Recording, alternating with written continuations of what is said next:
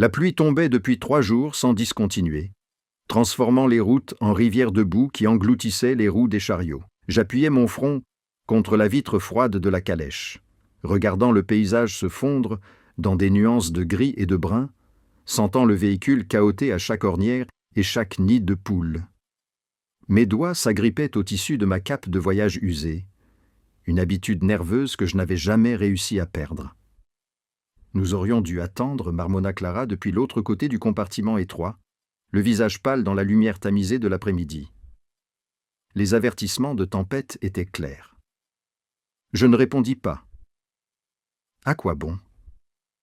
Nous avions été convoqués à la capitale par la Guilde royale des médecins, et lorsque la cour du roi Alpha vous appelle, vous ne tardez pas à cause du temps. Même les guérisseurs juniors comme nous, qui ne valent guère la peine d'être remarqués dans la grande hiérarchie du royaume. La calèche pencha dangereusement vers la gauche, et je m'agrippais à la sangle de cuir suspendue au plafond. Mon cœur battait à tout rompre. À travers la vitre striée de pluie, je voyais que nous traversions le vieux pont de pierre au-dessus de la gorge du Serpent. Un passage que j'avais toujours détesté, même par beau temps. La rivière en contrebas était gonflée et tumultueuse, emportant des branches cassées et des débris dans ses eaux bouillonnantes et brunes. « Ça ne me semble pas normal, murmurai-je, plus à moi-même qu'à Clara. Les mots avaient à peine quitté mes lèvres que le monde se mit à tourner sur le côté. Le bruit vint en premier. Un craquement comme le tonnerre, mais plus aigu, plus définitif, le pont. Quelque chose dans l'ancienne maçonnerie avait cédé. Notre calèche fit une violente embardée, projetant Clara contre moi.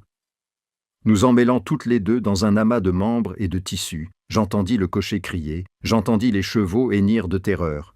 Puis nous tombâmes. Pas rapidement, pas proprement.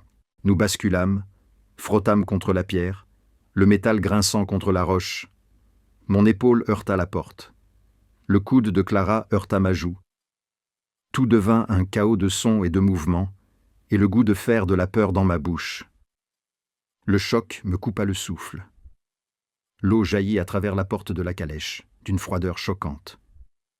Et soudain, j'ai compris avec une clarté cristalline que nous allions mourir ici, piégés dans une boîte en bois, au fond d'une rivière déchaînée. « La porte !» a crié Clara en griffant la poignée au-dessus de nous, qui était à côté de nous quelques instants auparavant. « Elle est bloquée !» L'eau s'engouffrait par toutes les fissures et les joints, montant à une vitesse terrifiante.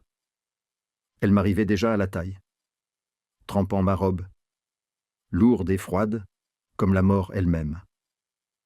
Mes poumons me brûlaient, je donnais des coups de pied dans la fenêtre, mais le verre épais résistait. Puis je l'entendis. Un autre bruit qui couvrait le rugissement de l'eau et les sanglots paniqués de Clara. Un fracas plus profond, le gémissement du métal et du bois. Quelque chose d'autre était tombé dans la rivière. Là. Clara pointa du doigt à travers l'eau trouble qui remplissait désormais notre compartiment. À travers le verre déformé, je pouvais voir un autre wagon, plus grand, plus orné, peint en rouge foncé et or. Les couleurs royales. Ma formation de guérisseur prit le dessus avant que ma conscience ne puisse m'en empêcher. Quelqu'un se trouvait dans ce wagon. Quelqu'un qui avait besoin d'aide. Nous devons d'abord sortir. Clara m'attrapa le bras, mais je me frayais déjà un chemin vers la porte supérieure, celle qui se trouvait désormais au-dessus de nos têtes. L'eau me donnait de la flottabilité, m'aidait à grimper. Mes doigts trouvèrent la poignée, glissante à cause de l'eau de la rivière et de ma propre sueur paniquée. Elle s'ouvrit. Dieu merci, elle s'ouvrit. Je me hissai à travers, brisant la surface de l'eau avec un halètement qui me donna l'impression de prendre ma première vraie bouffée d'air.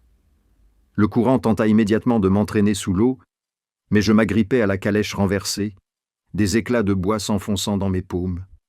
Clara refit surface derrière moi, toussant et pleurant. « Nage vers la rive !» lui criai-je en lui montrant le pilier du pont en pierre qui offrait un point d'ancrage. « Vas-y ! Qu'est-ce que tu fais ?» Ses yeux étaient remplis de terreur et d'incompréhension.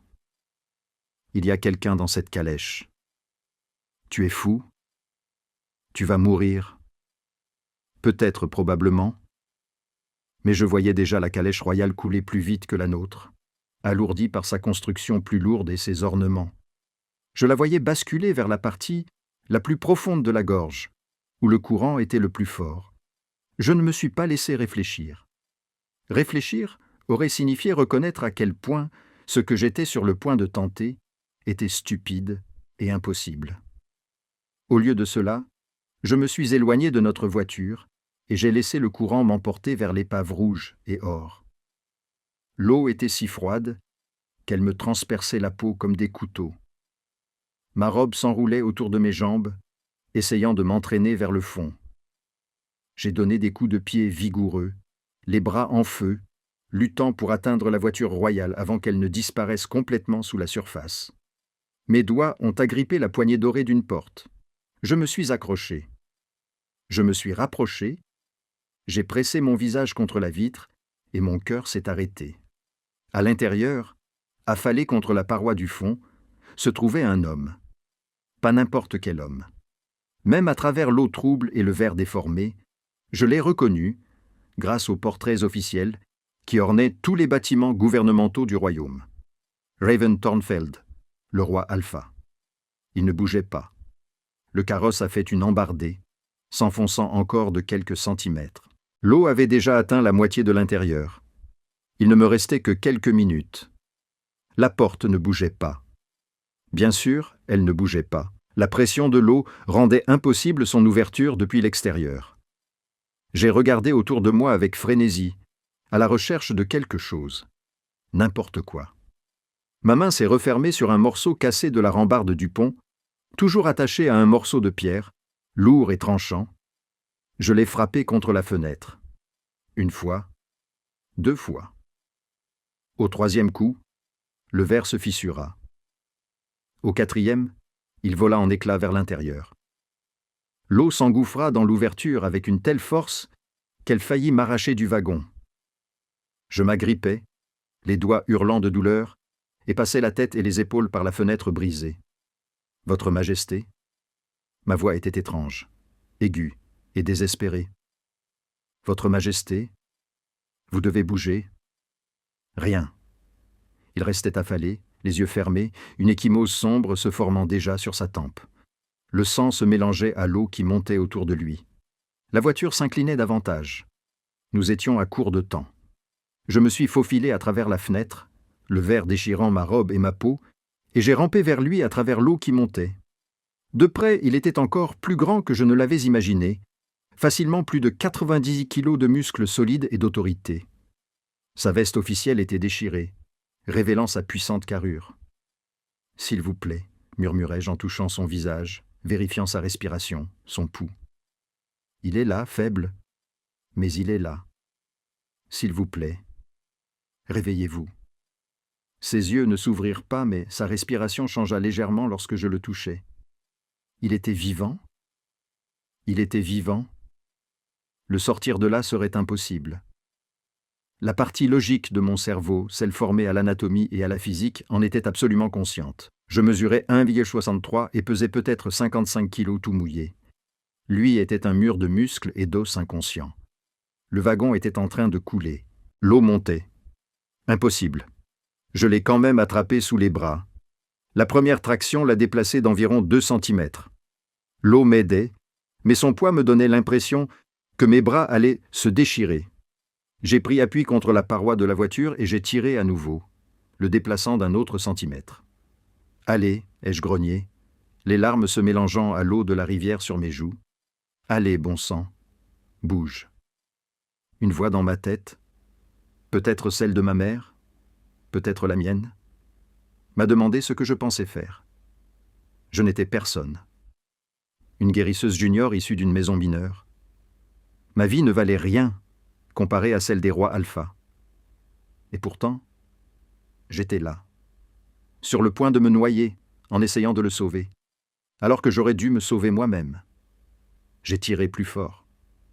Son corps a bougé, glissant dans l'eau vers la fenêtre brisée. La voiture a gémi, le métal a crissé. Il ne nous restait que quelques secondes. Juste quelques secondes. J'ai réussi à faire passer sa tête et ses épaules par la fenêtre.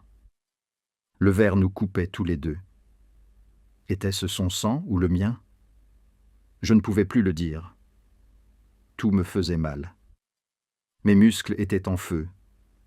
Mes poumons brûlaient d'air. L'eau me recouvrait désormais la tête et je nageais à l'aveuglette. Je me sentais seul. Encore un effort. Encore une force impossible. Je n'avais plus de force. Son corps sortit du wagon, juste au moment où celui-ci se renversa complètement. Le toit orné disparut sous la surface agitée. Le courant nous emporta tous les deux, nous faisant tournoyer dans l'eau, et pendant un instant, je perdis complètement prise sur lui. Non, pas après tout ça. Je me suis élancé, j'ai attrapé son col, et je me suis accroché de toutes mes forces. Ma tête a émergé de l'eau et j'ai haleté, aspirant un air qui me brûlait. Puis j'ai nagé vers la rive où je voyais Clara agrippée au pilier du pont, criant mon nom. Le courant me repoussait à chaque centimètre. Mes bras étaient enroulés autour de la poitrine du roi Alpha. Je maintenais sa tête hors de l'eau et je nageais avec des jambes qui semblaient en plomb. La rive semblait incroyablement loin. L'eau était si froide que je ne sentais plus mes doigts. Mais je voyais Clara tendre la main.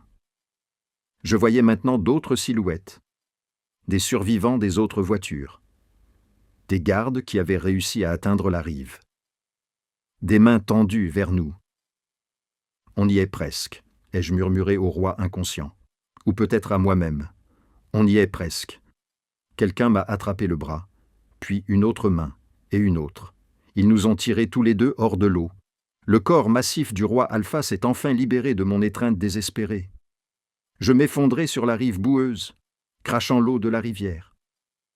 Mon corps tout entier tremblait si violemment que je ne pouvais le contrôler. « Elle l'a sauvé », entendis-je quelqu'un dire. Une voix remplie d'admiration. « Elle l'a vraiment sauvé. Allez chercher le médecin. » Une autre voix, tranchante, donnait des ordres. « Et que quelqu'un apporte une couverture à la fille avant qu'elle ne meure de froid. » J'essayais de m'asseoir pour voir s'il respirait, s'il était vivant, si tous ces efforts impossibles avaient servi à quelque chose. Mais mon corps avait atteint ses limites. Le monde s'est incliné, est devenu flou. La dernière chose que j'ai vue avant que l'obscurité ne m'envahisse, c'était la poitrine du roi Alpha qui se soulevait et s'abaissait au rythme de sa respiration. Vivant. Nous étions tous les deux vivants. Je me suis réveillé dans un environnement blanc.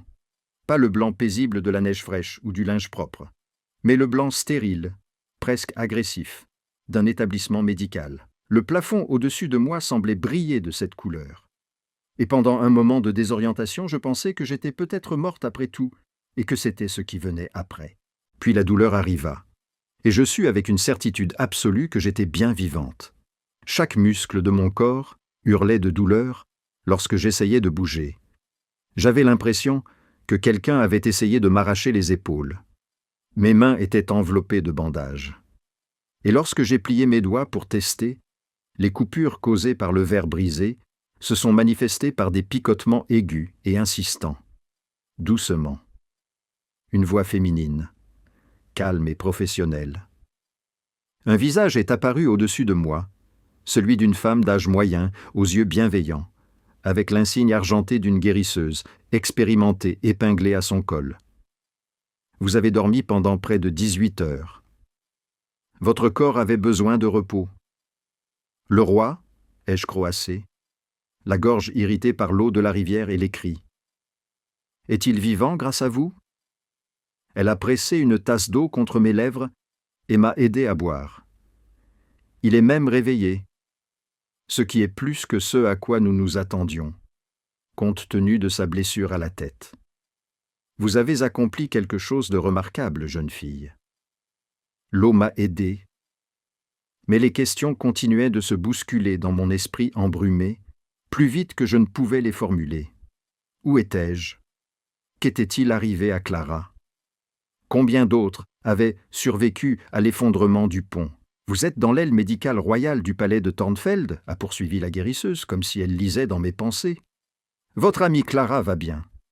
Elle a des blessures légères, principalement un choc.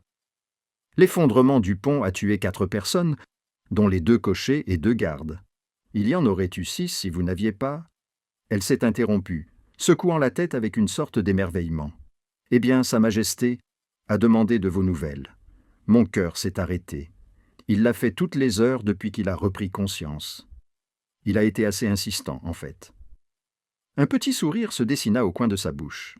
Les gardes se sont relayés pour expliquer que vous aviez besoin de repos. Je ne pense pas qu'il ait l'habitude qu'on lui dise d'attendre quoi que ce soit. Elle m'a aidé à m'asseoir lentement, en ajustant les oreillers derrière mon dos. À travers les hautes fenêtres, je pouvais voir qu'il faisait jour. Une faible lumière solaire filtrait à travers les nuages gris.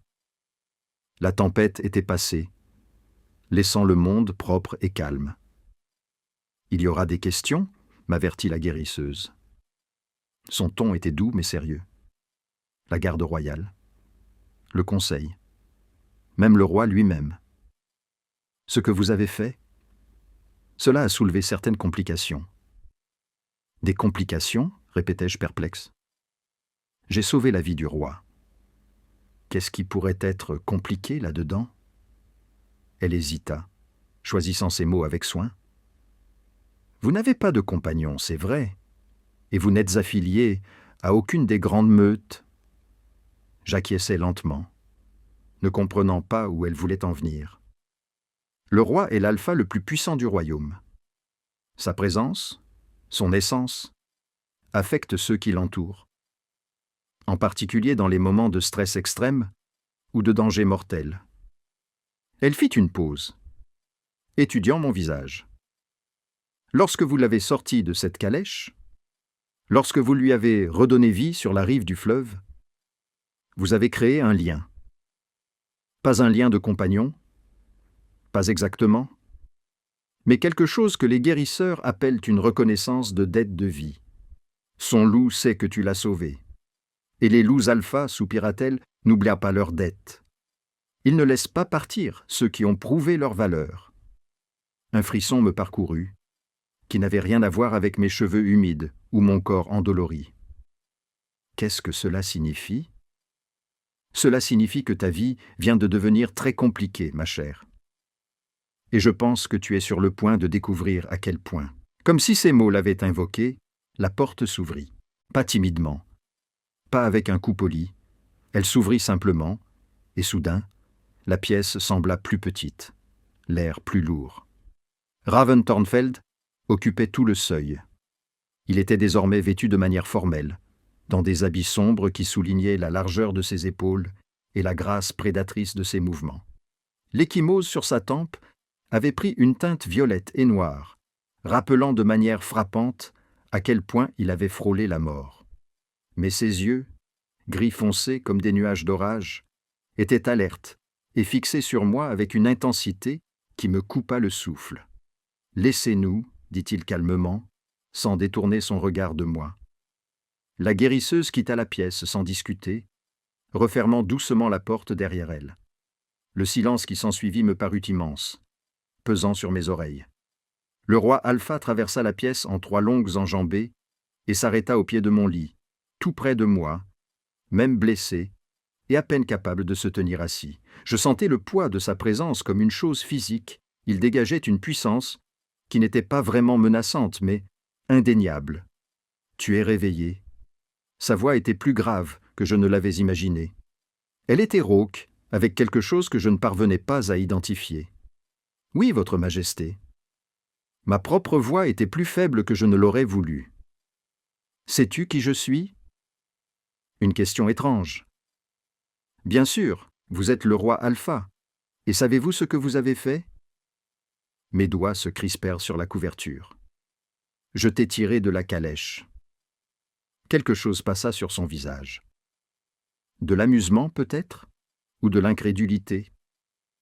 Tu as traîné un alpha inconscient de 90 kilos à travers une rivière en furie, et tu nous as amenés tous les 2 vivants sur la rive. Mes gardes ne peuvent l'expliquer. Mes guérisseurs ne peuvent pas l'expliquer. Les lois de la physique ne peuvent apparemment pas l'expliquer. Il se pencha légèrement en avant, les mains agrippées au pied du lit. « Alors, je te demande comment. Je ne sais pas. La vérité semblait insuffisante, mais c'était tout ce que j'avais. Je ne pouvais tout simplement pas te laisser là. Pourquoi pas?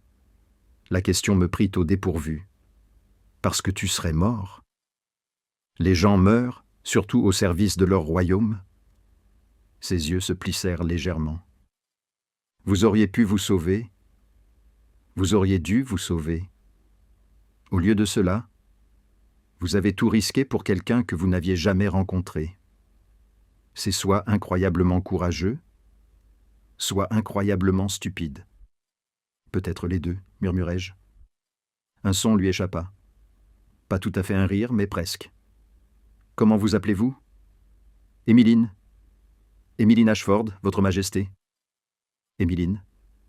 Il testa le nom, le faisant rouler dans sa bouche comme s'il le goûtait. « Dites-moi, Émiline Ashford, que voulez-vous ? Je ne comprends pas. Tout le monde veut quelque chose. De l'argent, un statut, du pouvoir, des faveurs. Vous avez gagné tout cela et bien plus encore. Le royaume voudra vous récompenser. Je veux vous récompenser. Alors dites-moi, que voulez-vous ? » Je réfléchis à la question. J'y réfléchis vraiment. Que voulais-je ? Terminer ma formation de guérisseuse. Être doué dans quelque chose qui comptait. Cesser de me sentir invisible. Comme si je prenais la place de quelqu'un de plus important. Je veux juste aider les gens, ai-je finalement répondu.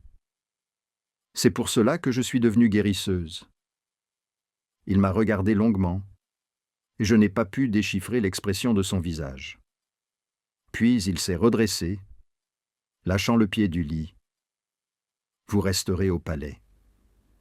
Terminez votre formation ici avec les médecins royaux. Ce n'était pas une suggestion. Et tu assisteras au rassemblement hivernal la semaine prochaine. Mon estomac se noua. Le rassemblement hivernal était l'événement social le plus important de l'année, où les alphas les plus puissants du royaume et leurs meutes se réunissaient pour consolider leurs alliances, organiser des mariages et démontrer leur force. Ce n'était pas un endroit pour quelqu'un comme moi. « Votre Majesté, je ne peux pas. Tu m'as sauvé la vie, Émiline. Cela fait de vous une personne d'intérêt pour toutes les meutes du royaume. Elles voudront vous voir, vous évaluer, comprendre quel type de menace ou d'atout vous pourriez représenter. » Son expression s'adoucit de manière presque imperceptible. « Il vaut mieux que vous soyez sous ma protection quand elles le feront. Je ne veux pas être un atout ou une menace. Je veux juste... Je sais que vous voulez aider les gens et qu'on vous laisse tranquille pour faire votre travail. » Il se dirigea vers la porte, puis s'arrêta. « Mais tu aurais dû y penser, avant de décider de devenir une petite guérisseuse extraordinaire. Le monde ne laisse pas les gens extraordinaires se cacher. » Il était parti avant que je puisse formuler une réponse. La porte se referma, avec un léger clic qui semblait terriblement définitif. Je restai assise dans la pièce blanche, le corps endolori, l'esprit en ébullition, essayant de comprendre ce qui venait de se passer. Les paroles du guérisseur résonnaient dans mon esprit. « Ta vie vient de devenir très compliquée. » Elle ne savait pas à quel point elle avait raison. 3 jours passèrent dans un tourbillon d'examens médicaux, de déclarations officielles à la garde royale et de questions interminables sur l'effondrement du pont. Clara vint me rendre visite 2 fois, son soulagement de me voir en vie se mêlant à autre chose. Une nouvelle lassitude peut-être, ou les premiers germes de l'envie. Notre dynamique avait changé, et nous le sentions toutes les deux. « Tout le palais parle de toi », me dit-elle lors de sa 2e visite. Son ton était difficile à déchiffrer. « Les guérisseurs n'arrêtent pas de parler de toi et des gardes. » Elle baissa la voix. « Ils disent que le roi a ordonné que tu sois transféré dans l'aile des invités. La véritable aile des invités où séjournent les nobles en visite. C'est ridicule. Je ne suis personne. » « Tu n'étais personne. » Clara me corrigea. Et il y avait désormais une pointe d'agressivité dans sa voix. « Maintenant, tu es la fille qui a sauvé la vie du roi Alpha. Cela fait de toi quelqu'un, que tu le veuilles ou non. » Elle est partie peu après, prétextant des obligations à l'infirmerie principale. Mais je soupçonnais qu'elle ne voulait tout simplement plus rester là. Elle ne voulait pas rester dans l'ombre de ce que j'étais devenu par accident. Ce soir-là, Des serviteurs sont venus me transférer dans mes nouveaux quartiers.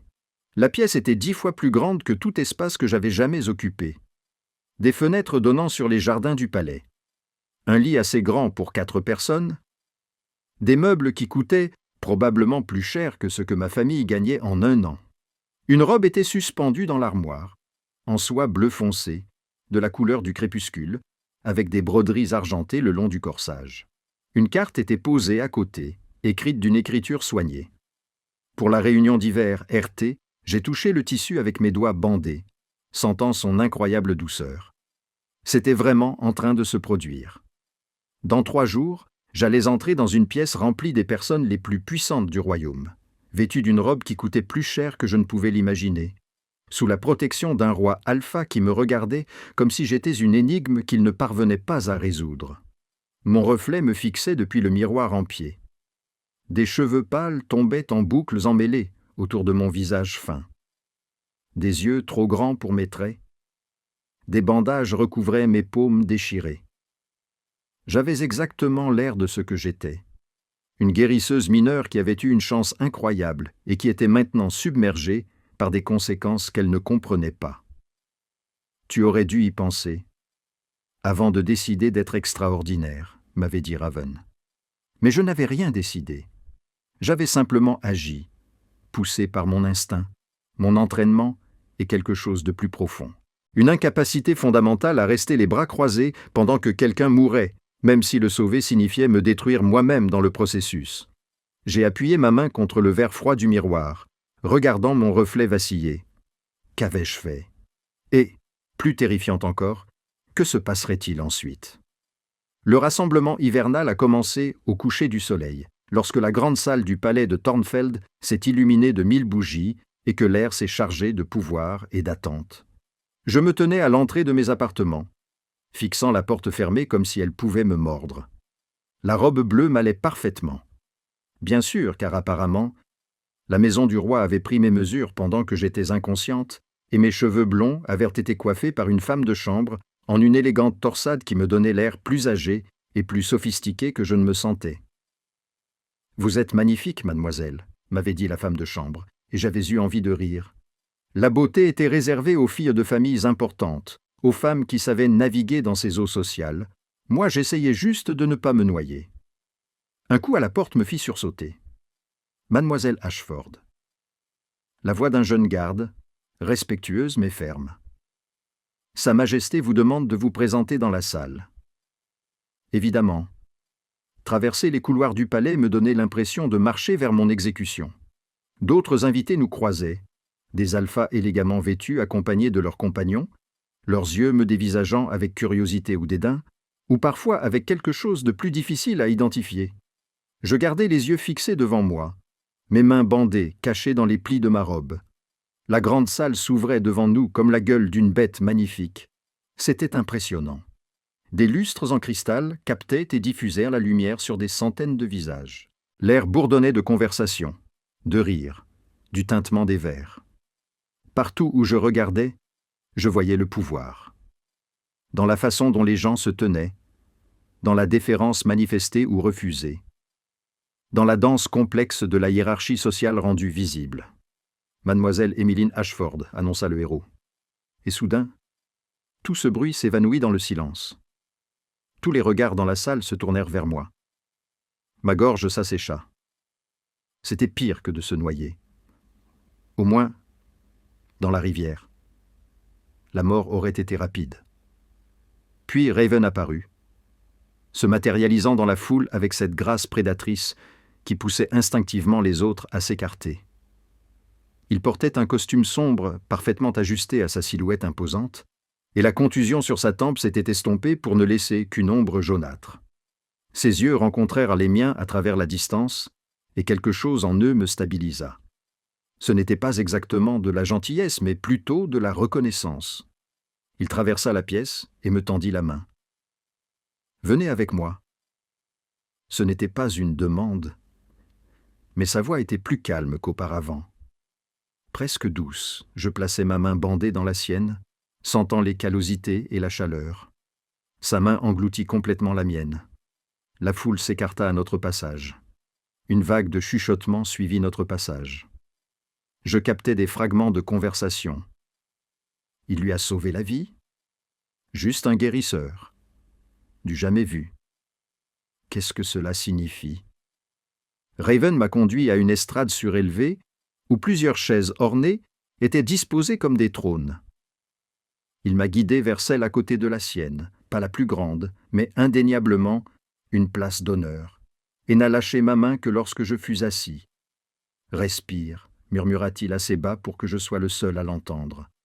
Ce ne sont que des gens puissants, dangereux, mais des gens quand même. Ce n'est pas très réconfortant, Votre Majesté. Ce n'était pas censé être réconfortant, c'était censé être vrai.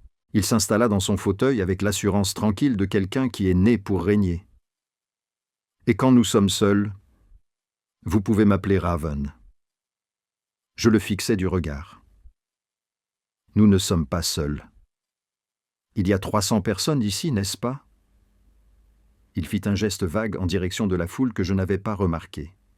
Malgré tout, la peur, la tension écrasante, la situation impossible, j'ai failli sourire. La soirée s'est déroulée par vagues de présentations formelles.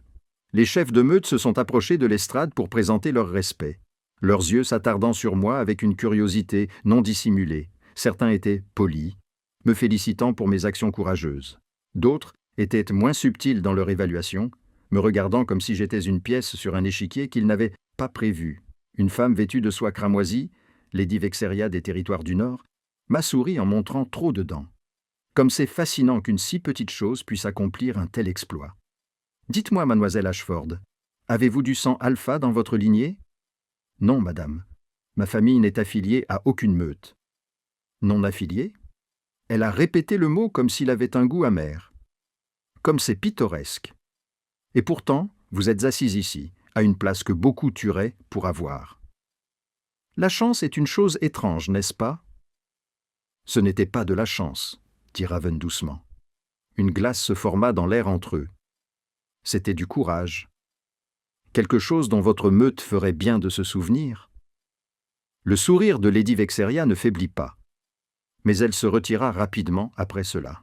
« Tu n'avais pas besoin de me défendre, murmurai-je lorsqu'elle fut partie. Si, j'avais besoin de le faire. » Il observait la foule d'un œil vigilant. Ils tournent autour de toi, essayant de déterminer si tu es assez faible pour être exploité ou assez fort pour être craint. Chaque mot que je prononce, chaque geste que je fais envers toi, crée un précédent. Un précédent pourquoi? Il se tourna vers moi et l'intensité de son regard me coupa le souffle. Pour la façon dont le royaume te traitera à l'avenir. Qu'il te considère comme étant sous ma protection ou comme une proie facile, mon estomac se noua. Et qu'est-ce que je suis? Cela dépend. Son expression était indéchiffrable. Que veux-tu être? Avant que je puisse répondre, avant même que je puisse commencer à formuler une réponse. Une agitation à l'autre bout de la salle attira l'attention de tout le monde. Un groupe entra, et la température de la pièce sembla baisser. Ils se déplaçaient avec une détermination commune, vêtus de cuir sombre et de fourrure, leurs visages marqués de cicatrices rituelles qui les désignaient comme membres de la meute de Shadow Ridge. La meute la plus isolée et la plus traditionnelle du royaume. Et en son centre, marchait un homme qui faisait reculer inconsciemment même les autres alphas. Il était grand, presque aussi grand que Raven, avec des cheveux noirs sévèrement tirés en arrière et des yeux qui reflétaient la lumière comme ceux d'un animal. Des cicatrices traversaient son visage et son cou, témoignant des batailles auxquelles il avait survécu et des ennemis qu'il avait détruits. Quand il marchait, les autres bougeaient sans qu'on leur dise. « Magnus Corvin, » dit Raven d'une voix dénuée d'émotion. « Ça devrait être intéressant. » Magnus s'approcha de la plateforme avec une lenteur délibérée, sa meute l'encadrant dans une démonstration de force unifiée. Quand il s'arrêta devant nous, il ne s'inclina pas. Il ne montra aucune des différences que les autres avaient proposées. Raven. Sa voix était grave, grinçante comme de la pierre sur de la pierre. J'ai entendu des rumeurs selon lesquelles tu t'étais adouci, que tu avais failli te noyer comme un chiot dans un ruisseau. Magnus. Le ton de Raven resta neutre, mais je sentais la tension monter en lui comme un ressort. Tu continues à compenser tes insuffisances par des entrées spectaculaires, je vois. Une vague de choc parcourut la foule. Personne ne parlait ainsi à Magnus Corvin. Sa meute se tendit, les mains se dirigeant vers des armes qu'il n'aurait pas dû porter selon le protocole. Les yeux de Magnus se posèrent sur moi. C'est elle, le petit lapin qui t'aurait sorti de la rivière. « Mademoiselle Emmeline Ashford, dit Raven, et tu t'adresseras à elle avec respect. »« Respect ?» Magnus rit. Mais il n'y avait aucune trace d'humour dans son rire. Pourquoi ? Pour avoir eu de la chance. N'importe lequel de mes loups aurait pu faire la même chose. Alors c'est une chance que ce soit l'un des miens qui l'ait fait. Raven se leva de sa chaise et son mouvement était menaçant. Si tu es venu me défier, Magnus, fais-le correctement. Si tu es venu me rendre hommage, fais-le correctement. Mais ne me fais pas perdre mon temps avec tes gesticulations. La salle était devenue silencieuse. Ça y était. Le moment où la violence pouvait éclater, où la politique de la meute pouvait dégénérer en bain de sang. Je pouvais le sentir dans l'air, le goûter comme du cuivre sur ma langue. Magnus soutint le regard de Raven pendant un long moment.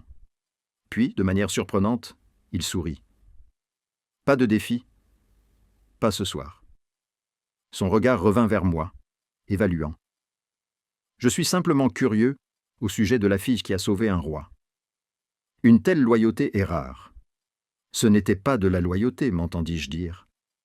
Et je le regrettais immédiatement lorsque tous les regards se tournèrent vers moi. C'était simplement la bonne chose à faire. Magnus pencha la tête, m'étudiant comme si j'étais quelque chose d'inattendu et peut-être de dangereux. La bonne chose. Quelle naïveté rafraîchissante, il regarda Raven. Elle ne survivra pas un mois à la cour avec cette attitude. Cela ne te concerne pas. Peut-être pas, mais ce sera divertissant à regarder. Magnus fit signe à sa meute et ils commencèrent à se retirer. Avant de partir, il s'arrêta. Un conseil, petit lapin. Dans ce monde, la bonne chose à faire et la chose sûre à faire sont rarement les mêmes. Choisis judicieusement ce qui compte le plus pour toi. Ils partirent, laissant derrière eux un sentiment de malaise. Je réalisai que je tremblais. La main de Raven se posa sur mon épaule, chaude et solide. « Tu t'en es bien sorti, dit-il doucement. Je n'ai rien fait. Exactement. Tu ne t'es pas recroquevillé. Tu n'as pas essayé de l'apaiser. Tu n'as pas montré de faiblesse. C'était la bonne réaction. » Sa main serra doucement avant de se relâcher. Mais il n'a pas tort. Ce monde te dévorera vivante si tu le laisses faire. Alors peut-être que je ne devrais pas être ici. C'est trop tard pour ça. Il se rassit, son expression s'adoucissant de manière presque imperceptible. Tu as sauté dans cette rivière, Emmeline. Tu ne peux pas revenir en arrière. Tout ce que tu peux faire maintenant, c'est apprendre à nager. Le reste de la soirée s'est brouillé dans mon esprit. D'autres présentations, d'autres conversations prudentes, d'autres sensations, comme si je marchais dans un champ de mine, où chaque pas pouvait être fatal. À la fin de la soirée, j'étais épuisé, mais pas physiquement. Raven m'a raccompagné personnellement à ma chambre. Sa présence, maintenant, les invités restant à une distance respectueuse. « Ce n'était pas si terrible, n'est-ce pas ?» m'a-t-il demandé lorsque nous sommes arrivés à ma porte. C'était terrifiant. Tant mieux. La peur signifie que tu es attentive. Il s'est appuyé contre le cadre de la porte, l'air plus détendu qu'il ne l'avait été de toute la soirée. La réunion d'hiver se poursuit pendant 3 jours encore. Demain soir sera plus facile. 3 jours de plus, j'ai senti quelque chose se serrer dans ma poitrine. Oui. Et demain, tu me rejoindras pour la réunion du conseil du matin. Votre Majesté, Raven, je ne suis qu'un guérisseur. Je n'ai pas ma place dans les réunions du conseil. Vous êtes la personne qui m'a sauvé la vie, ce qui vous rend précieux pour le royaume. Et les personnes précieuses doivent comprendre le royaume pour lequel elles sont précieuses. Son expression devint sérieuse. De plus, après ce soir, toutes les meutes du territoire connaissent votre nom. Mieux vaut que tu comprennes les enjeux politiques avant que quelqu'un n'essaie de t'utiliser comme un pion. M'utiliser pourquoi ? C'est ce dont nous discuterons au conseil. Il se redressa. Repose-toi, Émeline. Demain sera un tout autre test. Il partit avant que je puisse protester davantage, ses pas s'éloignant dans le couloir. J'entrai dans mes appartements et fermai la porte, m'appuyant lourdement contre elle. À travers la fenêtre, je pouvais voir les jardins du palais baignés par le clair de lune, paisibles et immobiles. Quelque part là-bas, la rivière coulait toujours. La même rivière qui avait failli nous tuer tous les deux, qui avait en quelque sorte transformé toute mon existence en l'espace de quelques minutes. Je repensais aux paroles de Magnus. Choisis judicieusement ce qui compte le plus pour toi. Mais si je ne savais pas, si je n'avais jamais eu l'occasion de découvrir qui j'étais avant d'être plongé dans cette situation impossible. La robe bleue me sembla soudain trop serrée, trop lourde. Je m'efforçai de m'en débarrasser, la laissant traîner sur le sol comme une peau dont on se serait débarrassé, et j'enfilai une simple chemise de nuit. Mon reflet dans le miroir montrait la même fille aux cheveux clairs que j'avais toujours été. Mais elle semblait différente maintenant. Plus dure peut-être. Ou simplement plus effrayée. Je me glissai dans l'énorme lit et fixai le plafond, sachant que je ne pourrais pas dormir. Quelque part dans le palais, Raven faisait probablement la même chose. Agité par le poids du pouvoir et par les pensées complexes qu'il avait à propos de la fille qu'il avait arrachée à la mort. Et quelque part au-delà des murs, Magnus et sa meute de Shadow Ridge préparèrent quelque chose. Je le sentais dans mes tripes, le même instinct qui m'avait poussé à sauter dans la rivière. La tempête n'était pas passée. Elle ne faisait que commencer. L'aube arriva trop tôt. Une lumière pâle filtrait à travers mes fenêtres comme un invité indésirable. Je n'avais presque pas dormi, mon esprit tournant en boucle sur les fragments de la veille. Le sourire prédateur de Magnus, les yeux calculateurs de Lady Vexaria, le poids de centaines de regards évaluant ma valeur.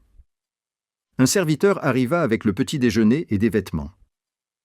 Une robe simple mais élégante, d'un gris doux, bien plus appropriée pour une réunion du conseil que la robe élaborée de la veille. Tout en mangeant, j'essayais de calmer l'anxiété qui me nouait l'estomac. Les réunions du conseil étaient destinées aux conseillers, à ceux qui comprenaient la politique et la stratégie, pas aux guérisseurs qui étaient tombés par hasard dans l'importance. Mais Raven avait été clair. Ce n'était pas facultatif. Le garde qui m'escorta à travers le palais était différent de celui d'hier, plus âgé, avec des cicatrices sur les jointures, et un comportement professionnel qui suggérait qu'il avait vu pire que des filles nerveuses traîner à des réunions du conseil. Nous avons traversé des couloirs que je n'avais jamais vus auparavant, nous enfonçant dans le cœur administratif du palais. La salle du conseil était plus petite que je ne l'avais imaginé, circulaire et construite en bois sombre qui absorbait le son. Une table ronde trônait au centre, déjà entourée d'hommes et de femmes dont j'avais reconnu les visages depuis la veille. Les chefs de meute, les conseillers militaires, le cercle restreint du pouvoir du royaume, ils ont tous levé les yeux lorsque je suis entré. Les conversations se sont tues. Mademoiselle Ashford, une femme plus âgée, aux cheveux argentés et à l'allure d'un général, m'indiqua une chaise vide d'un signe de tête. « Asseyez-vous, je vous en prie. » Nous vous attendions. Je pris place, parfaitement consciente de mon décalage parmi ces personnes. Raven s'assit juste en face de moi, son expression indéchiffrable dans la lumière du matin. « Maintenant que nous sommes tous là, » poursuivit la femme aux cheveux argentés, « nous pouvons commencer. Je suis le commandant Sage, chef de la garde royale. Pour ceux qui ne connaissent pas personnellement mademoiselle Ashford, c'est grâce à elle que notre roi est en vie et peut assister à cette réunion. Nous sommes tous conscients de ses actes héroïques, a déclaré un homme mince portant des lunettes et les doigts tachés d'encre. Une sorte d'érudit ou d'archiviste, ai-je supposé. La question est de savoir quoi faire à leur sujet. Les actions de mademoiselle Ashford ont créé des complications. Des complications ? Je ne pus m'empêcher de prendre la parole. J'ai sauvé sa vie. En quoi est-ce compliqué ? Plusieurs membres du conseil échangèrent des regards. Finalement, le commandant Sage prit la parole.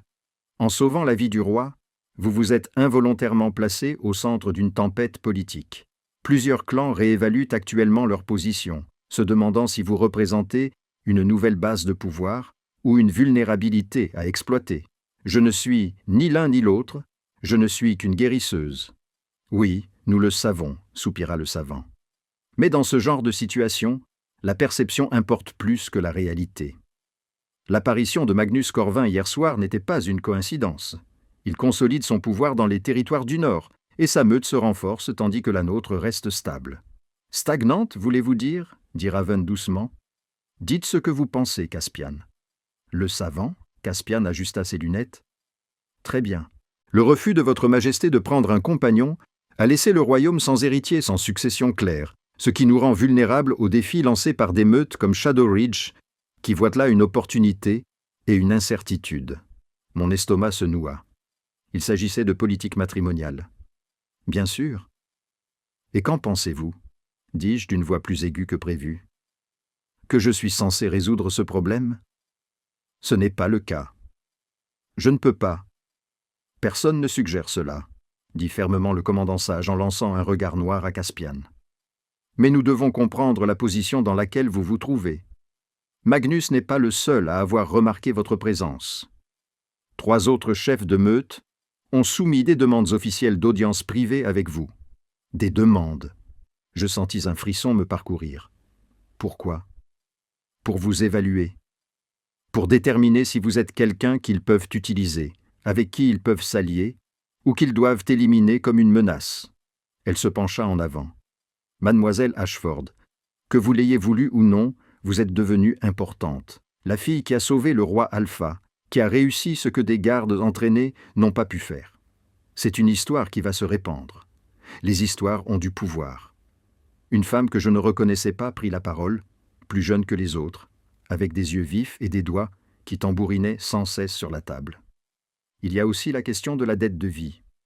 Le loup du roi l'a reconnue. Ce n'est pas quelque chose qui peut être facilement ignoré ou écarté. « Merci, Isa, » dit Raven d'un ton sec. « Je suis consciente des inclinations de mon propre loup. »« Vraiment, » rétorqua Isa. « Parce que toute la cour a remarqué comment vous l'avez placée, à vos côtés hier soir, sur le siège d'honneur. Vous auriez tout aussi bien pu peindre une cible dans son dos ou un bouclier autour d'elle, » répliqua Raven. « Que préfères-tu ?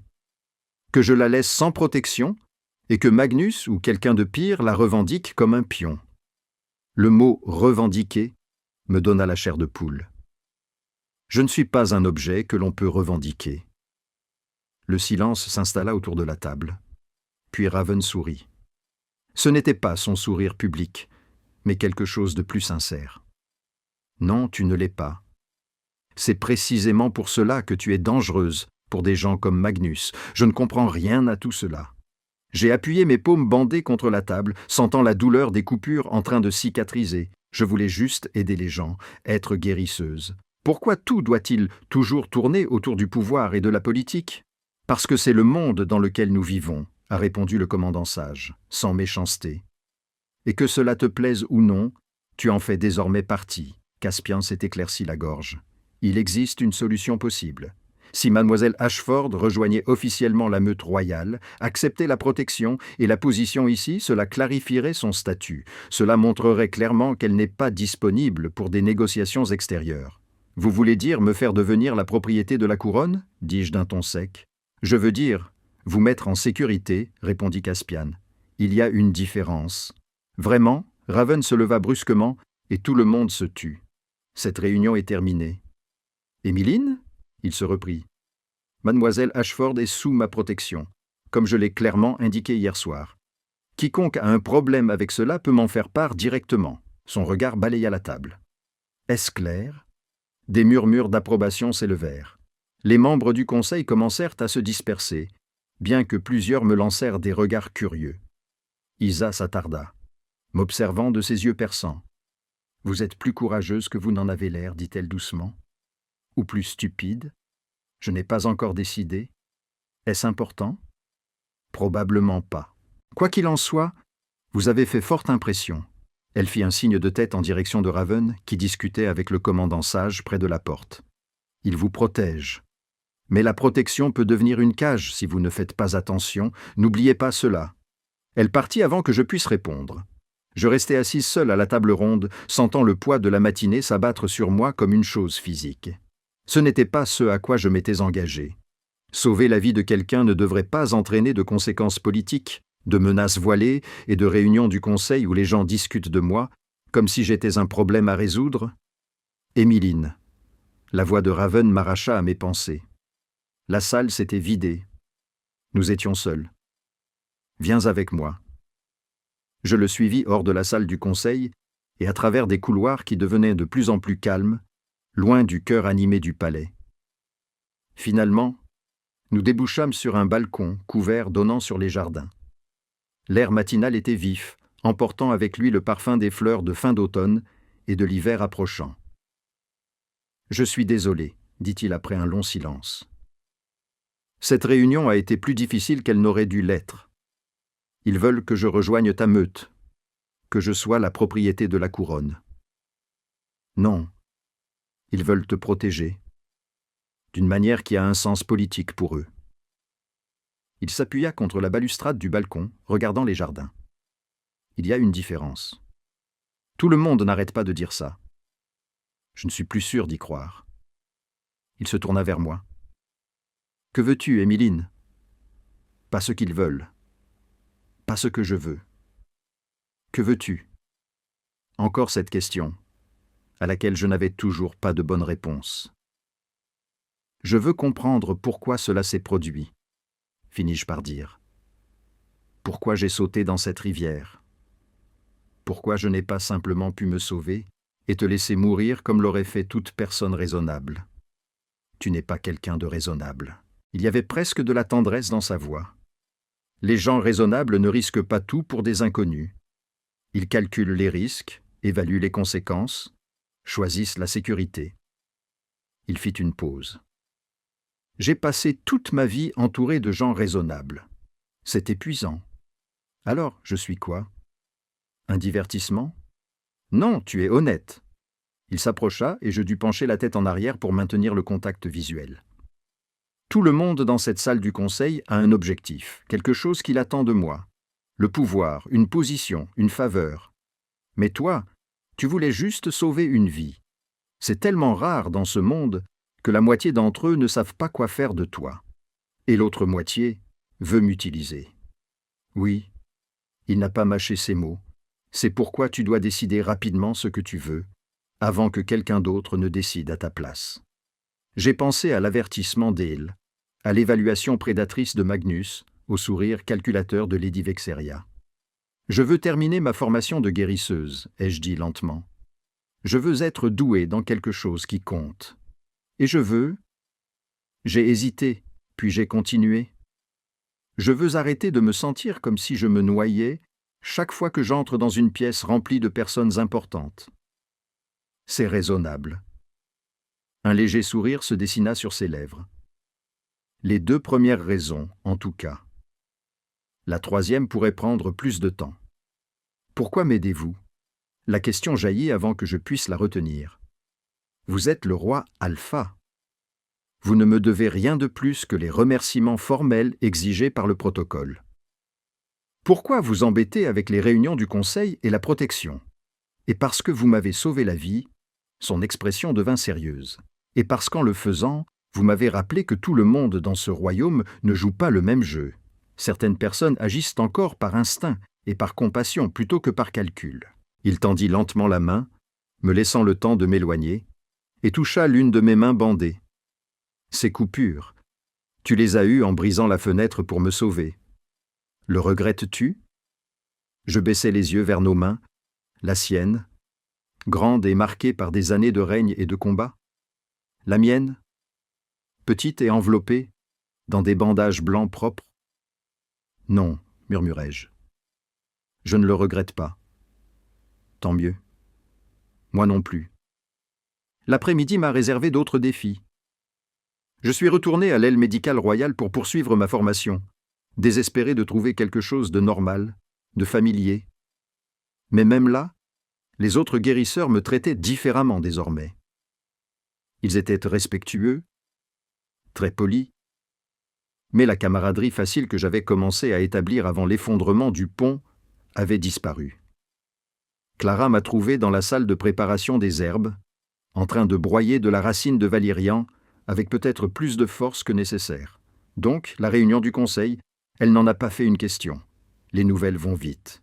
Tout ce qui te concerne se répand rapidement maintenant. Elle s'est appuyée contre l'établi, les bras croisés. Comment c'était d'être dans une pièce avec tout ce pouvoir, terrifiant, déroutant. Politique d'une manière que j'essaie encore de comprendre. J'ai posé le mortier et le pilon. Clara, je n'ai rien demandé de tout cela. Je sais. Son expression s'est légèrement adoucie, mais tu l'as quand même, et certains d'entre nous aussi. Elle s'est interrompue, a secoué la tête. Peu importe. Quoi ? Certains d'entre nous s'entraînent depuis des années, travaillant jusqu'à l'épuisement, dans l'espoir d'avoir une chance d'avancer, d'être remarqué, d'avoir de l'importance.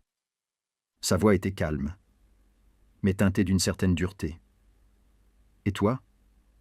Tu entres dans le palais, tu sauves le roi, et tout à coup, tu es invité aux réunions du conseil et aux rassemblements hivernaux comme si tu étais à ta place. Ces mots me firent mal, car ils étaient vrais. Je n'avais pas mérité cela. J'avais simplement agi par instinct.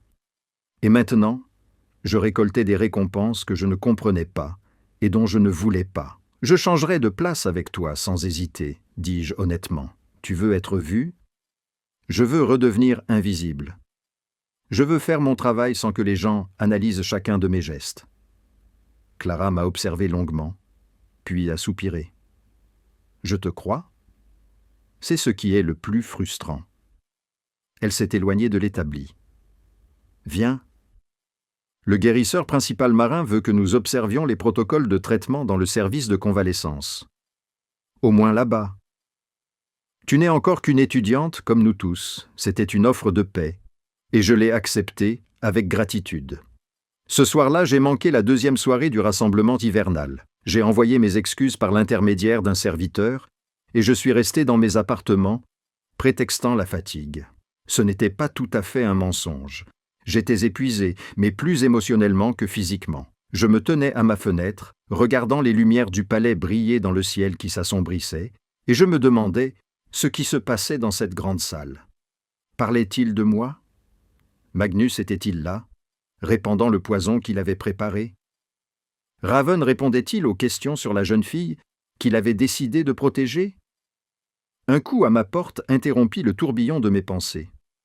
Lorsque je l'ouvris, je ne trouvai pas un serviteur ou un garde, mais Raven lui-même, toujours vêtu de manière formelle pour la réunion. « Vous n'êtes pas là », fit-il remarquer. « Très perspicace, Votre Majesté. Je vous ai dit de m'appeler Raven lorsque nous sommes seuls. » Il jeta un coup d'œil derrière moi dans la pièce. « Puis-je entrer ? Ou est-ce trop scandaleux pour votre sensibilité ? » C'est probablement incroyablement scandaleux, mais je soupçonne que le mal est déjà fait. Je m'écartai pour le laisser entrer.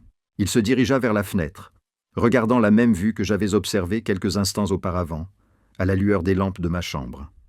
L'ecchymose sur sa tempe avait presque disparu. Bientôt, il n'y aurait plus aucune trace visible de son passage à 2 doigts de la mort. « Il parle de vous, dit-il. Il spécule sur les raisons de votre absence, sur ce que cela signifie, sur le fait que vous soyez malade, ou que vous fassiez une sorte de déclaration politique. Je suis juste fatigué. Je sais, mais il ne voit pas la fatigue. Il voit une stratégie dans tout. » Il se tourna vers moi. Magnus fait pression pour un défi officiel. Pas directement contre moi, il n'est pas encore assez audacieux pour cela, mais il a suggéré une série d'épreuves pour évaluer la force de la meute royale par rapport aux autres. C'est du théâtre, mais du théâtre dangereux. Quel genre d'épreuve ? Combat, stratégie, endurance, meute contre meute avec des représentants de chacune. Il a serré la mâchoire et a spécifiquement demandé que tu y participes. Mon sang s'est glacé. Quoi ? Pourquoi ? Pour prouver que tu es faible, pour démontrer que si tu me sauves, c'est par chance, et non par compétence ou par courage. Si tu échoues publiquement, cela sape ma décision de te protéger et me fait passer pour un idiot qui s'est adouci. Il a fait une pause. Ou du moins, c'est le plan. Je ne peux pas me battre. Je suis guérisseuse, pas guerrière. Je sais, c'est pourquoi j'ai refusé, et il m'a traité de lâche devant toute l'assemblée. Il a dit que je me cachais derrière le protocole parce que je savais que tu ne survivrais pas à un véritable test. » L'expression de Raven était sombre. « C'est un piège, Emmeline. Il me met au pied du mur, où refuser me ferait passer pour faible. Mais accepter te met en danger. » Je me suis assise sur le bord de mon lit, les jambes soudainement chancelantes. « Alors qu'est-ce qu'on fait ?» Il s'est approché, étudiant mon visage. « Ce n'est pas ton fardeau à porter. » « Si, ça l'est. » J'ai croisé son regard. Magnus a raison sur un point. J'ai sauté dans cette rivière, je me suis impliqué dans tout ça, que j'en comprenne les conséquences ou non. Tu ne peux pas me protéger de tout, je peux essayer, mais tu ne devrais pas avoir à le faire. Je me suis levé, redressant les épaules malgré la peur qui me parcourait. Si je participe à ces épreuves, que se passera-t-il? Si tu perds, Magnus gagnera en influence. Si tu gagnes, il sourit légèrement. Si tu gagnes, tu prouveras que me sauver n'était pas une question de chance, que tu es plus forte que tu ne le parais, que choisir de te protéger était la bonne décision. Et si je refuse de participer, Magnus prétendra que je te cache, que je te protège parce que même moi, je ne crois pas en toi, ce qui lui donnera des arguments pour contester mon autorité. J'ai ri, mais il n'y avait aucune trace d'humour dans mon rire. Donc, j'ai le choix entre risquer l'humiliation et les blessures, ou laisser Magnus utiliser mon existence pour te discréditer. Merveilleux. Il y a une troisième option. La voix de Raven était calme. Tu pourrais partir ce soir. Je pourrais t'assurer un passage sûr vers n'importe quel endroit du royaume. Je pourrais te trouver un poste dans l'hôpital ou la maison de soins de ton choix, loin de tout cela. L'offre flottait dans l'air entre nous. La fuite, la sécurité, la vie que je voulais avant que tout ne change. Tout ce que j'avais à faire, c'était partir. Je pensais au pont qui s'effondrait, à l'eau froide qui m'engloutissait, au moment où j'avais vu Raven inconscient dans cette calèche qui coulait et où j'avais pris une décision qui défiait toute logique et tout instinct de survie. Non, dis-je. Je ne m'enfuirai pas. Ses yeux s'écarquillèrent légèrement. Emmeline. Je ne m'enfuirai pas. Je répétai plus fermement. Si Magnus veut me tester, qu'il le fasse. Mais à une condition. Quelle condition? Tu m'apprends. Je soutenais son regard. Je ne sais pas me battre. Mais je ne suis pas stupide. J'apprends vite. Quelles que soient ces épreuves, donne-moi une chance de me préparer. Ne me jette pas dans le vide en espérant que tout ira bien. Un lent sourire se dessina sur le visage de Raven, sincère, presque fier. Tu es soit très courageuse, soit très imprudente. On me l'a dit à plusieurs reprises. Je lui rendis son sourire avec un sourire tremblant. Alors, tu vas m'aider? Il me tendit la main. L'entraînement commence demain à l'aube. J'espère que tu es prête. Je pris sa main, sentant sa chaleur et sa force. Je ne le suis certainement pas, mais je le serai. L'aube arriva avec des bleus. 3 semaines d'entraînement, avec Raven et le commandant Sage, avaient transformé mon corps d'une manière que je n'aurais jamais cru possible. Mes bras, autrefois mous, qui n'avaient jamais fait d'effort plus intense que de broyer des herbes, étaient désormais musclés. Mes réflexes s'étaient affinés. Je pouvais lire le langage corporel, anticiper les mouvements et surtout, j'avais appris que la force n'était pas toujours une question de puissance. « Encore !» ordonna Raven depuis l'autre côté du terrain d'entraînement, son souffle formant de la buée dans l'air froid du matin. Je fis prudemment le tour de lui, guettant le moindre mouvement de ses épaules, qui me trahirait son prochain geste. Lorsqu'il se jeta sur moi, je n'essayais pas de rivaliser avec sa puissance. Je n'en étais pas capable. Au lieu de cela, j'utilisais son élan contre lui, pivotant à la dernière seconde pour le déséquilibrer. Mon pied s'est accroché derrière sa cheville, et soudain, le roi Alpha s'est retrouvé à terre, me regardant avec surprise. « C'est mieux », a déclaré le commandant Sage depuis le bord du terrain. « Tu penses enfin au lieu de réagir. » Raven a accepté ma main tendue et s'est relevé, un sourire illuminant son visage. « Elle devient dangereuse. »« Tant mieux, » a répondu Sage. « Elle devra l'être. » Les épreuves commencent dans 2 heures, Mon estomac approuva, mais je gardais une expression neutre. 2 heures. Après 3 semaines de préparation, de manœuvres politiques et de spéculations chuchotées dans tout le palais, tout se résumait à cela. Les épreuves se dérouleraient dans la grande arène, une immense structure en pierre située dans l'enceinte du palais, où les conflits entre meutes étaient réglés depuis des siècles. Magnus avait conçu 3 défis: le combat, la stratégie et ce qu'il appelait l'instinct de survie. Chaque meute enverrait un représentant. Je représenterais la meute royale. « Souviens-toi, » dit Raven doucement, alors que nous retournions vers le palais. « Tu n'as pas besoin de tout gagner, tu dois juste prouver que tu as ta place ici. Et si je n'y arrive pas ?» Il s'arrêta de marcher et se tourna vers moi. « Tu y arriveras. » La certitude dans sa voix apaisa quelque chose en moi. Au cours des 3 dernières semaines, quelque chose avait changé entre nous. La distance formelle s'était érodée, remplacée par quelque chose de plus compliqué. La confiance, peut-être, ou le début d'une compréhension. Il avait passé des heures à m'apprendre à me battre, à réfléchir de manière tactique, à voir les menaces avant qu'elles ne se concrétisent. Et dans les moments calmes entre les séances d'entraînement, nous avions parlé de son enfance, du poids du leadership, de la solitude d'être entouré de gens qui ne voyaient qu'une couronne. Je lui avais parlé de ma famille, modeste mais aimante, et de mon choix de devenir guérisseuse, parce que je voulais avoir une petite importance, pour laisser le monde légèrement meilleur que je ne l'avais trouvé. « C'est déjà le cas, » m'avait-il répondu. Comptez. Maintenant, debout dans la lumière du matin, les bras couverts de bleu et la détermination grandissante dans ma poitrine, je le croyais. La grande arène se remplissait rapidement, les spectateurs se pressant sur les gradins de pierre qui s'élevaient en cercle concentrique autour du sol recouvert de sable. Toutes les grandes meutes avaient envoyé des représentants, non seulement pour participer, mais aussi pour observer, évaluer et juger si la jeune fille qui avait sauvé le roi Alpha méritait la protection qui lui avait été accordée. Je me tenais dans la salle de préparation sous l'arène, vêtu d'une armure en cuir ajustée, que le commandant Sage avait spécialement commandée pour moi. Elle était plus légère que l'équipement de combat traditionnel, conçu pour la vitesse et la flexibilité plutôt que pour la défense brute. « Tu as l'air d'une guerrière », dit Clara depuis l'embrasure de la porte. Elle était venue me souhaiter bonne chance. Notre amitié s'était lentement reconstruite au cours des dernières semaines.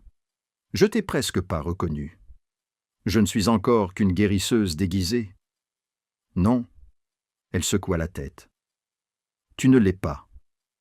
Quoi qu'il arrive aujourd'hui, tu n'es plus cette fille incertaine qui a sorti le roi de la rivière.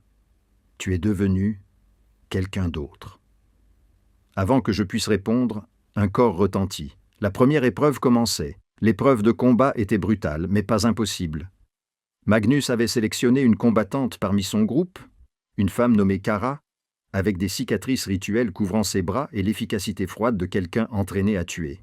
Elle était plus forte que moi, plus rapide, plus expérimentée, mais j'avais appris à être plus intelligente. J'ai plus esquivé que frappé. Je l'ai laissée s'épuiser à me courir après dans l'arène pendant que je conservais mon énergie. Quand elle s'est trop avancée, tout comme Raven à l'entraînement, j'étais prête. Un balayage de ses jambes, un coup calculé sur un point de pression que le commandant Sage m'avait appris, et soudain, Kara était à terre, désarmée. Je ne me suis pas réjoui, je n'ai pas célébré, je lui ai simplement tendu la main et l'ai aidé à se relever, comme Raven me l'avait appris. Le respect de l'adversaire, même dans la victoire. La réaction de la foule était mitigée. Choc, approbation, et, du côté de Magnus, une fureur glaciale. Une épreuve de moins, mais l'épreuve stratégique était différente. Un scénario complexe impliquant des ressources limitées, un territoire hostile et des choix impossibles. 5 représentants étaient assis à une table, chacun défendant son approche. Le représentant de Magnus prônait une expansion agressive. Lady Vexerius suggérait la manipulation et la création d'alliances par la tromperie. Quand mon tour est venu, j'ai parlé calmement mais clairement. Le but n'est pas de dominer ou de tromper, c'est de survivre. Et survivre signifie coopérer, pas rivaliser, si nous partageons les ressources au lieu de les accumuler. Si nous protégeons les plus faibles au lieu de les abandonner, tout le monde a plus de chances de s'en sortir. C'est naïf, a lancé Magnus depuis le public.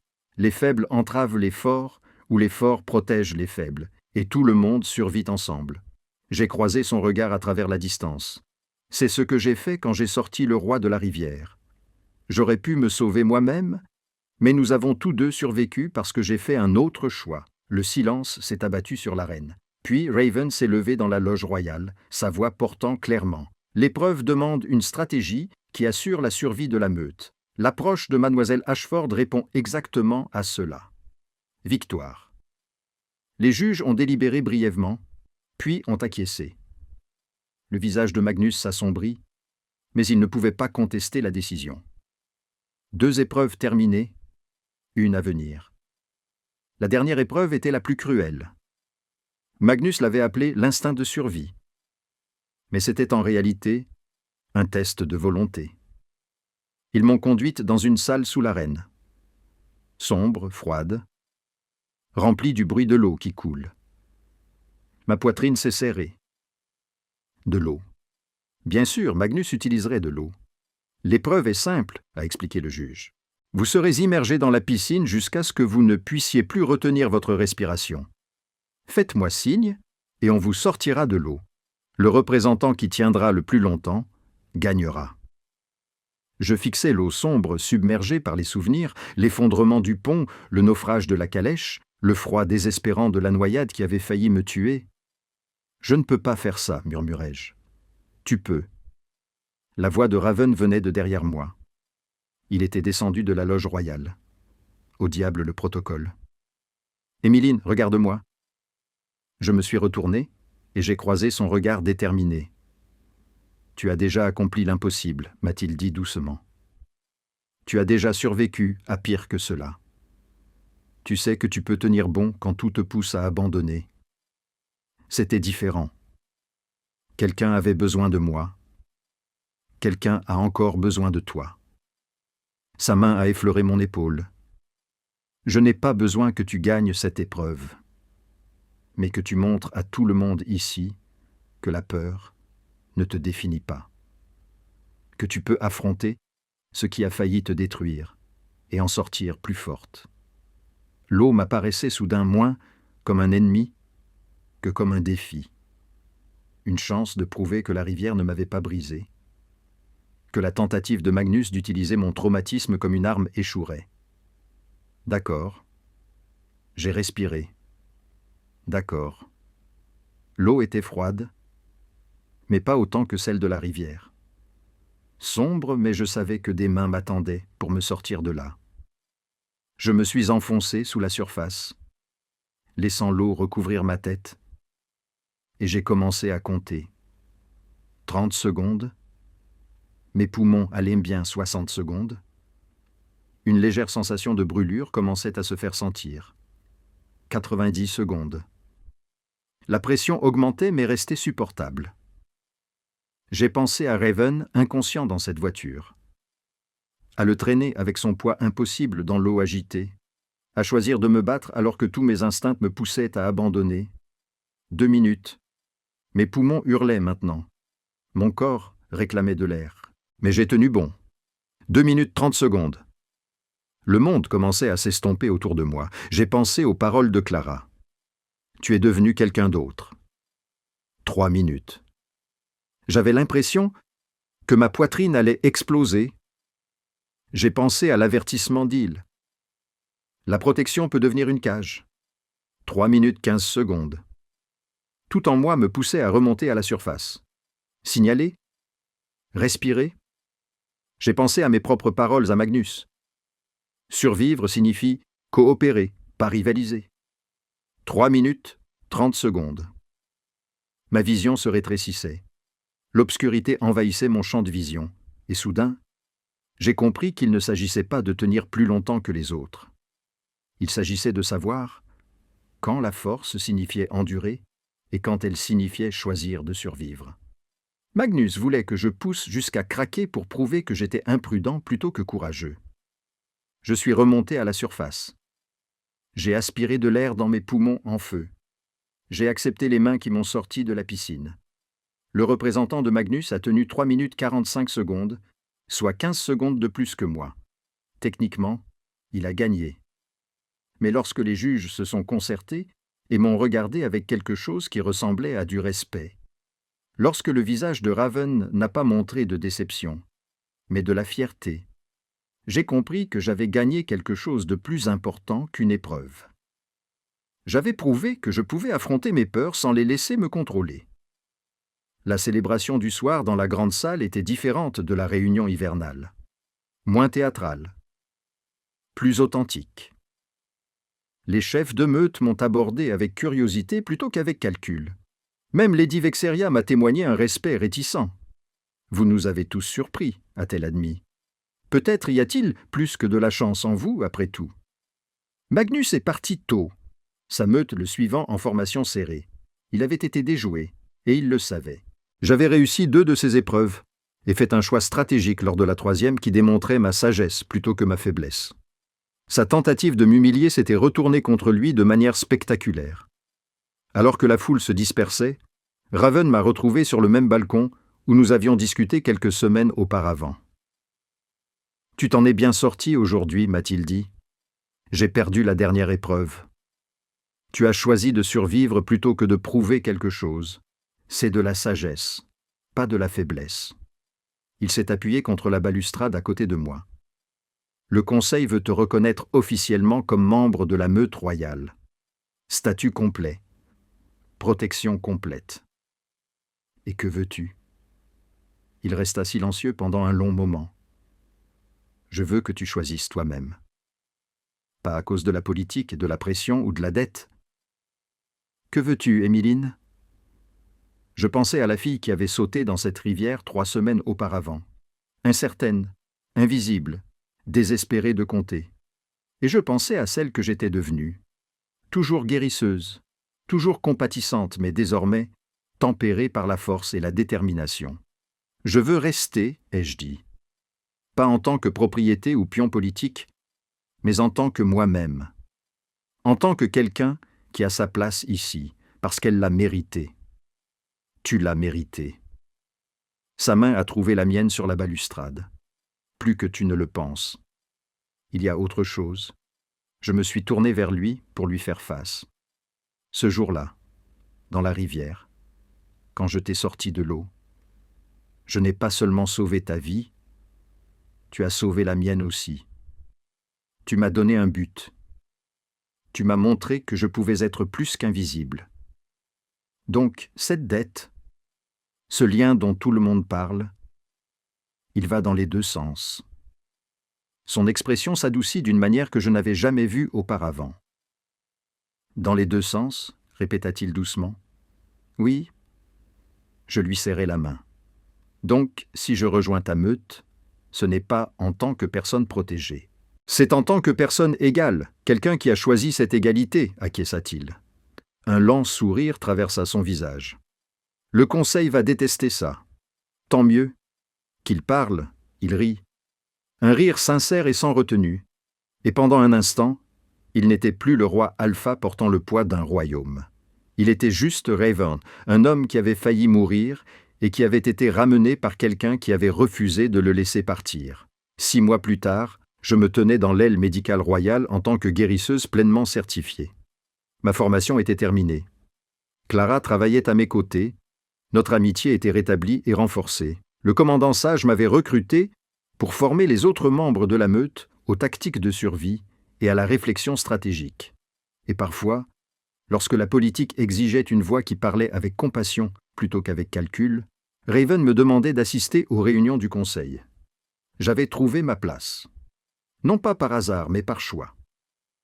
Non pas en étant sauvé, mais en choisissant de sauver quelqu'un d'autre et en acceptant la transformation qui s'ensuivit. La jeune fille aux cheveux clairs qui avait sauté dans une rivière en furie avait disparu. À sa place se tenait quelqu'un de plus fort, de plus sage et enfin certaine de sa propre valeur. Et lorsque Raven me regardait à travers une salle bondée ou dans les moments calmes sur les balcons éclairés par la lune, je voyais dans ses yeux ce que je ressentais dans mon cœur. De la reconnaissance, du respect et le début de quelque chose qui allait plus loin que la dette ou le devoir. Nous avions tous deux été en train de nous noyer, chacun à notre manière, et nous avions tous deux choisi de survivre ensemble. Le royaume murmurait à notre sujet, bien sûr. Il le ferait toujours. Mais leurs spéculations n'avaient pas fait plus d'importance. Ce qui comptait, c'était que j'avais sorti le roi Alpha d'un carrosse en train de couler. Et ce faisant, je nous avais sauvés tous les deux.